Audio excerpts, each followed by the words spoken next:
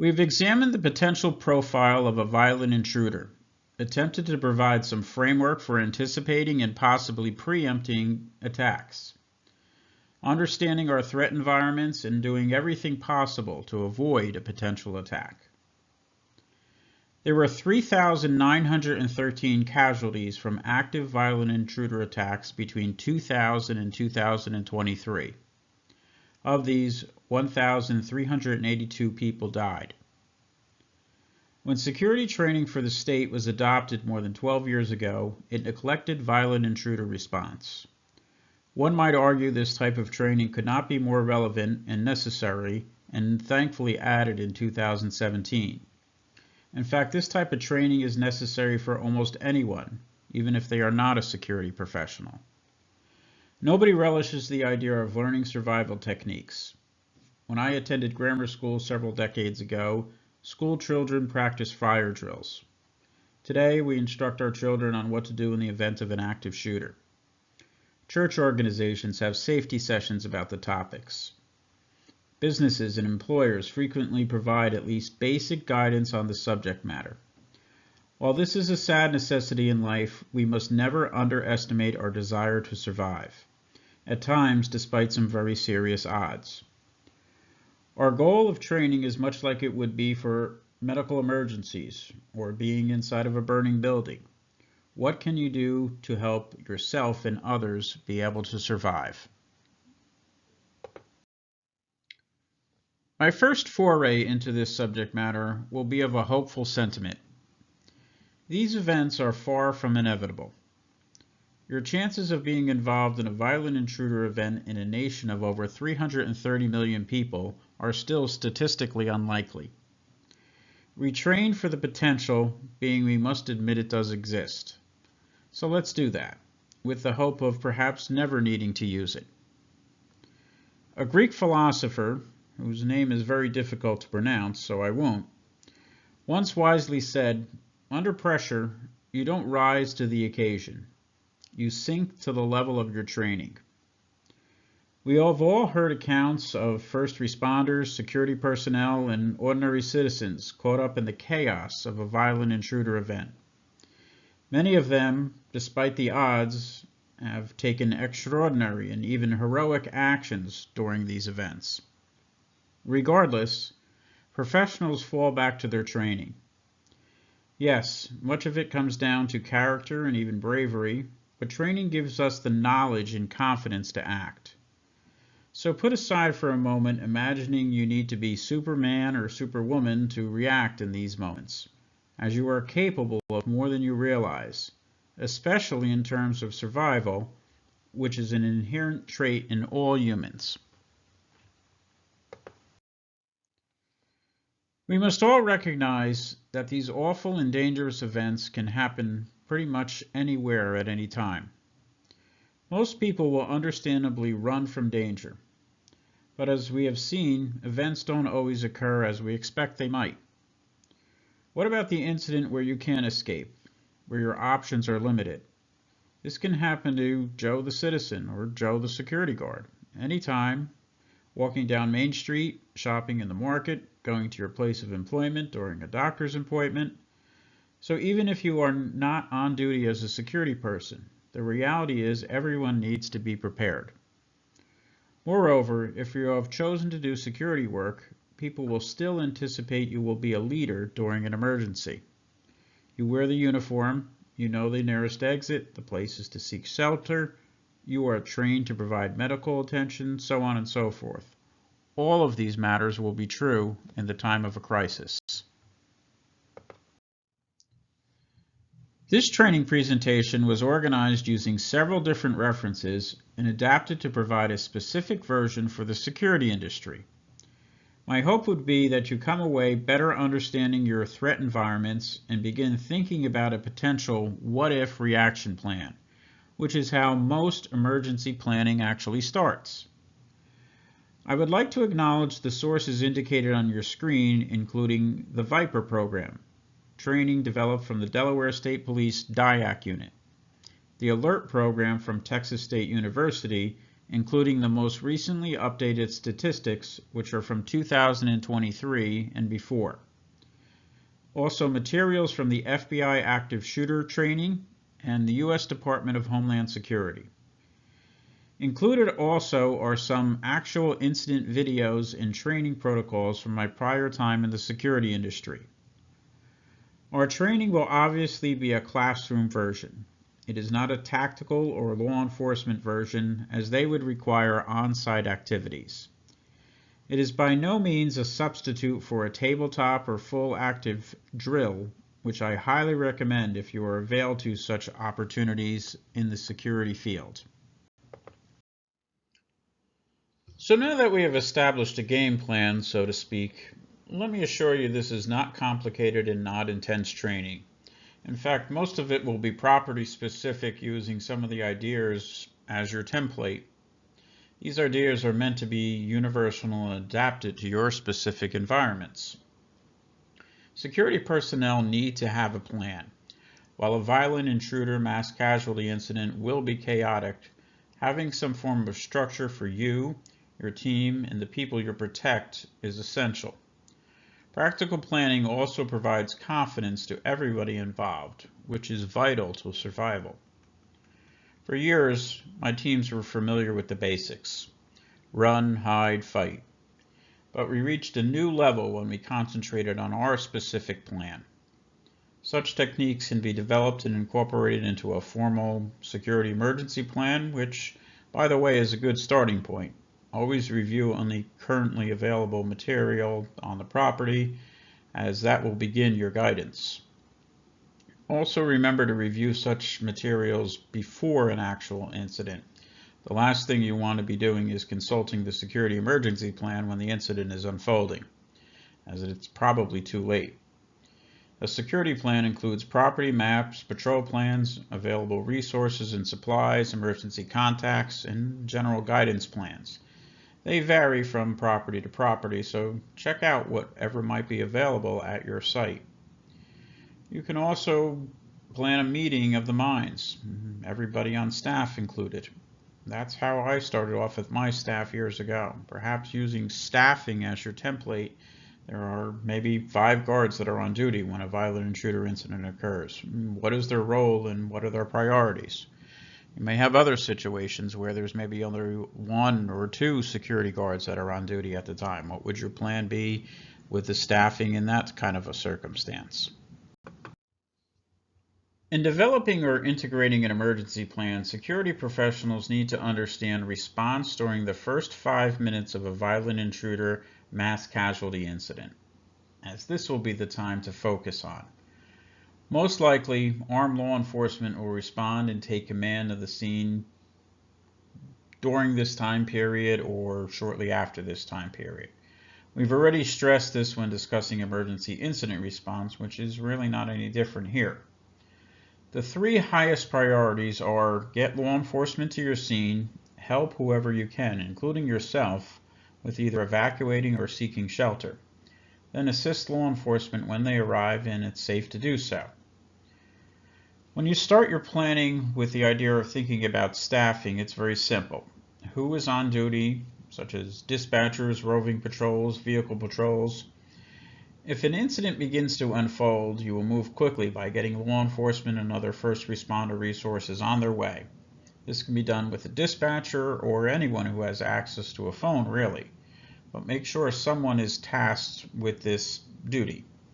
Also understand members of the public may be calling 911 at the same time, and systems can be overwhelmed during a major emergency. Having a property security person speak directly with 911 will be important, as specific details and locations can be explained. If the security personnel contacting 911 is also utilizing CCTV at the same time to provide real-time information, this is optimal. This may even require 2 or more security persons to operate cameras, maybe do public address emergency announcements, talk to 911, etc. Although they may be rare, consider any and all possibilities that other law enforcement or armed security persons that are either on your property already, or even if they are associated with somebody that's different from your security agency, or they work at a property tenant. Again, the goal is getting an armed person to the area so a potential attacker can be neutralized. You may recall a shooting in the Texas Mall in May of 2023, where a police officer on site for a different event actually neutralized the offender. So 911 is a definite call, but always keep in mind any appropriate personnel that might be in the area as well. After using all available avenues to notify and bring law enforcement or armed personnel to your site, you can move on to step 2. Should you be in the proximity of the threat, remember your personal safety, as you cannot help others should you become a victim. At the same time, you might be taking shelter or escaping or actively working to assist others. Keep in mind how you will be viewed as a leader again. People in an emergency will follow your direction, as you wear the uniform and presumably know your property. Seeking shelter or hiding or escaping, maybe running away, will be based on circumstances as to what is the best option. Are you far enough away from the attacker to escape? Is there a viable hiding location? Run, hide, and fight is best demonstrated in the attached video of the same title, which should be viewed as part of this training section. When viewing this in terms of available staffing, if there are exterior patrols, this will depend on where the incident occurs. If it's inside, these exterior patrols should dismount and come inside to help evacuate and lead people to shelter. Your interior patrols, same priorities. Let's say you're the only person on duty alone, or you have limited personnel. You may need assistance from others, such as client employees or managers. If jobs such as getting 911 notified or sheltering or having them lead people to safety are possible, use whatever resources might be available to you. Other considerations might be safe meeting places for evacuated individuals once law enforcement does arrive, triaging the injured if there are any. Witnesses and victims should confer with law enforcement once the scene is secured, but they should only remain close to the property if they are able to do so in a safe location. There will be other steps in response, but again, here you're working on the basics, the initial response, getting to the point where those first responders are getting at your scene. Bear in mind also that step number 2 from the last slide was outlined, and it may not be able to occur in that sequence always. If you're in the middle of an event, you may immediately need to seek shelter or help others or simply move to escape, and this is all going to be depending on your circumstances. Planning is normally done with steps and a process in mind, 1, 2, and 3, A, B, and C. But during the violent intruder incident, the sequence is probably going to change. The more important part is to know what needs to be done depending on your ability and your circumstances, and you will most likely be doing a combination of all 3 priorities as well. You may not be able to initially call 911 right then and there. You may be working on actually escaping depending on what's going on. Your initial 3 steps can also be broken down into additional items or response measures, which will be property specific again, and they can assist as the incident might unfold as well. Again, knowing what resources are available beforehand is what's going to be important here. Patterns determined for criminal activity can allow law enforcement an advantage in predicting their occurrence. This normally does not hold true for terrorist and violent intruder incidents, as they are very random. In our Homeland Security section, we reviewed some discernible information about offenders. Much like this offender information, this now event information does not provide any consensus on when and where. Regardless, let's briefly examine what data does show. Again, remember these specific figures and percentages are a rolling set of data and won't appear as test questions. Alert shows active attacks tend to cluster around midday. 25% of attacks occur immediately before midday and 25% in the afternoon. Attacks tend to occur somewhat more frequently in warmer months, as is the case with most criminal activity. Active attacks share no observable association with the day of the week. and appear to be almost equally likely on any given day of the week. As seen here, over a 23-year period, the plurality of events happen at places of business approximately 42% of the time. Places of business include factories, warehouses, retail locations, and office spaces. Educational facilities accounted for 14% of attacks and 44% of incidents occurring in a variety of locations. When looking and examining location type, we find that most attackers had no relationship to the locations of their attacks, meaning the locations were randomly picked by the attacker. Regardless, attackers of businesses were current or former employees approximately 21% of the time. The vast majority of attackers at school locations were current or former students, almost 83% of the time. As we also mentioned, emergency incidents frequently occur fast and unfold fast, often before security personnel can even be on the scene. And oftentimes the actual facts of the incidents are misunderstood or incorrectly reported. This occurs mainly when people incorrectly perceive sometimes an active shooter incident. This is video of an actual incident that was eventually reported as an active shooter incident.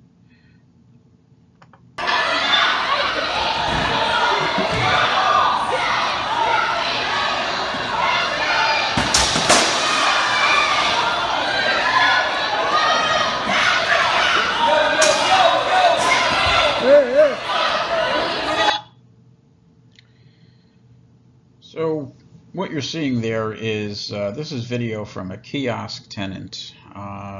Again, this was an incident at the Christiana Mall. This was 4 days before Christmas in 2018. It was a Friday night. Again, we obtained this video the next day after the incident went down, but it clearly shows that an altercation had taken place, and they do occur in public facilities. We certainly had our share of them. But the metal sign holder knocked down by the offenders allowed persons who did not see the event but heard it to react differently by believing that that was an active shooter incident based on what they were hearing. They heard the metal sign detector hit the floor, and they mistakenly believed that that was gunshots that were going off.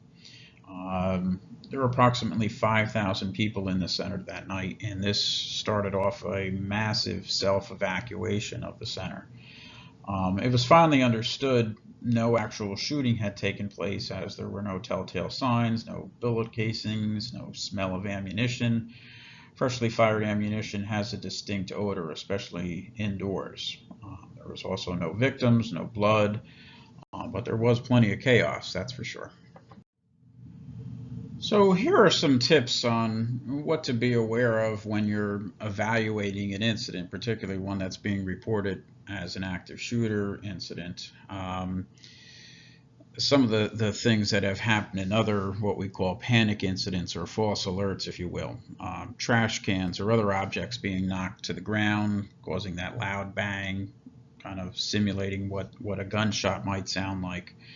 Illegal discharge of fireworks can also sound like shots being fired, maybe somebody even yelling that without it actually happening. Maybe you have an accidental discharge of somebody who is carrying a firearm. A fight where a weapon might have been produced. This happens sometimes where a weapon actually was present. It actually wasn't fired. And taking a look at the video that we just seen in that incident, that's what we actually believe might have occurred in that incident as well, although we can never actually confirm that. And also hammers and other devices used maybe during a robbery when it's breaking glass in the display, like the popping sound or anything else like that. That also can simulate gunshots as well. Remember, until it's actually known for certain that an incident is different from what it's being first reported as, your first priority is everybody's safety. Don't deviate from evacuating or taking any other measures unless and until the scene is definitely declared to be something different than what it was initially reported as. In a prior section, we spoke about being in that red zone when responding to incidents. And when incidents occur suddenly and you're required to act swiftly, sometimes in order to be able to survive. We call this the fight or flight zone, if you will. Should you be in the middle of a violent intruder incident or even in the area, you certainly can anticipate your adrenaline to kick in. During the incident, you may experience some other common sensory side effects that are associated with high stress levels. They might include tunnel vision. Your field of focus may narrow only to the most immediate threat, and you may lose peripheral details. In other words, you're only concentrating on what the actual threat is at that time. Audio exclusion would be you're not hearing any audible sounds actually. And time deletion, events may tend to slow down or kind of move in slow motion, if you will. Of course, a lot of this is not reality. It's just the way that your body is perceiving it at the time. And you can even experience somewhat of an outer body experience where you feel that you're outside of your body and almost watching the event happen, if you will.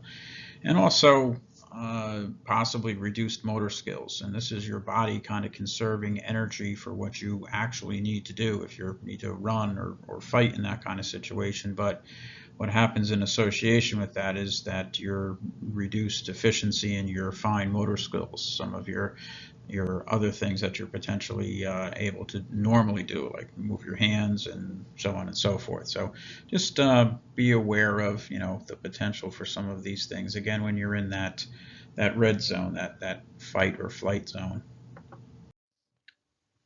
In addition to this section on violent intruder, please make sure you review our video from the FBI on run, hide, and fight.